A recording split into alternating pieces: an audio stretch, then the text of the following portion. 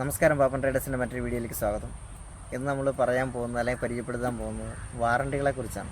അപ്പോൾ നമ്മുടെ കൂട്ടുകാരായി ചില ആൾക്കാർ വിളിച്ച് ചോദിക്കാറുണ്ട്, വാറണ്ടി പീരീഡ് കഴിഞ്ഞായിരുന്നു, സർവീസ് വാറണ്ടി, അതുപോലെ ഗ്യാരണ്ടി, ഇതിനെക്കുറിച്ചാണ്. അപ്പം വീഡിയോയിലേക്ക് സ്വാഗതം.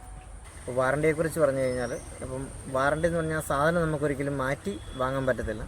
അവർ അത് എന്ത് കംപ്ലയിൻറ്റ് ഉണ്ടായിക്കഴിഞ്ഞാലും 6 മാസം ആണ് കമ്പനി പറയുന്നതെന്നുണ്ടെങ്കിൽ, അല്ല 1 വർഷമാണ് കമ്പനി പറയുന്നതെന്നുണ്ടെങ്കിൽ ആ കാലയളവിലുണ്ടാകുന്ന അതായത് മോട്ടർ, അതുപോലെ ആർമേച്ചർ, അതുപോലെ തന്നെ മറ്റേ പ്രധാന ഭാഗങ്ങൾക്ക് എന്തെങ്കിലും കംപ്ലയിൻറ്റ് ഉണ്ടായിക്കഴിഞ്ഞാൽ അതവർ മാറി വെച്ച് തരും.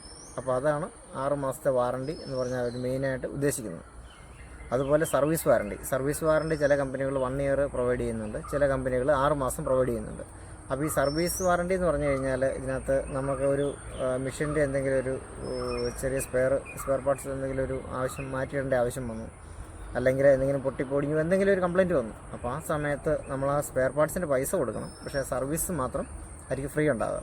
അതുപോലെ ഗ്യാരണ്ടി എന്ന് പറഞ്ഞു കഴിഞ്ഞാൽ ചില 3 മാസത്തെ ആയിരിക്കും ഗ്യാരണ്ടി. അപ്പോൾ ആ ഗ്യാരണ്ടി എന്ന് പറഞ്ഞു കഴിഞ്ഞാൽ 3 മാസത്തിനുള്ളിൽ മെഷീനിലുണ്ടാകുന്ന കംപ്ലയിൻറ്റ് അല്ലെങ്കിൽ അത് നന്നാക്കാൻ പറ്റിയെടുക്കാത്ത രീതിയിൽ അതിൻ്റെ മെയിൻ സാധനങ്ങൾ പോയി കഴിഞ്ഞാൽ അവരെന്നാലും മെഷീൻ മാറ്റിത്തരും. വീഡിയോ ഇഷ്ടപ്പെട്ടെന്ന് വിചാരിക്കുന്നു, കാര്യങ്ങൾ മനസ്സിലായെന്ന് വിചാരിക്കുന്നു. എല്ലാവരും സബ്സ്ക്രൈബ് ചെയ്യുക, ലൈക്ക് ചെയ്യുക, കമൻറ്റ് ചെയ്യുക. Thank you.